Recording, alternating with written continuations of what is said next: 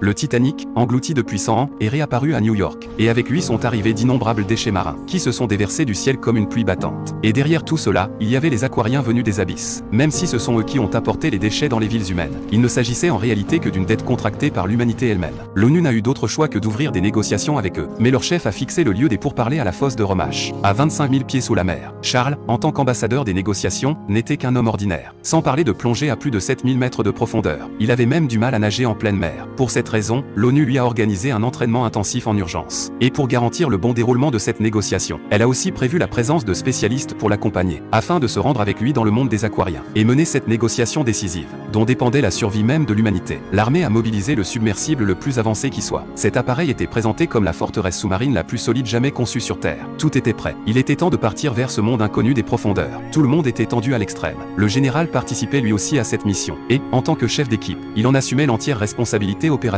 À ce moment-là, Charles remarqua que le scientifique Tyler tenait une boîte dans ses bras. Intrigué, il lui demanda ce qu'elle contenait. L'autre ouvrit la boîte. À l'intérieur se trouvait un globe terrestre spécialement conçu. Il expliqua qu'il s'agissait d'un cadeau destiné aux aquariens. Mais Charles ignorait que ce globe était en réalité lié à une mission secrète confiée à Tyler par les hautes autorités. L'opération commença très vite. Sous la direction du général, l'équipe de négociation entra dans le submersible. Puis le personnel extérieur procéda au scellement de l'appareil, afin de garantir qu'aucune goutte d'eau ne puisse y pénétrer. En entendant le vacarme des machines à l'extérieur, le cœur de chacun s'alourdissait encore davantage. Tous savaient à quel point cette mission était dangereuse, sans même parler d'atteindre réellement les fonds marins à plus de 7000 mètres. Même s'il y parvenait, si les négociations échouaient, les aquariens pourraient très bien les tuer sur le champ pour assouvir leur colère. Très vite, sous le contrôle du pilote, le submersible atteignit la surface de l'océan, et Charles sentit aussitôt une sueur froide perler sur son front. In 3, 2, 1. Une fois le compte à rebours terminé, le submersible fut officiellement mis à l'eau. Désormais, il n'avait plus qu'à attendre lentement que l'appareil descende en chute libre vers les profondeurs. Et ce processus durerait exactement 2h17. Mais avant même que tout commence vraiment, quelqu'un craqua déjà. Oh, how long has it been? 7 minutes.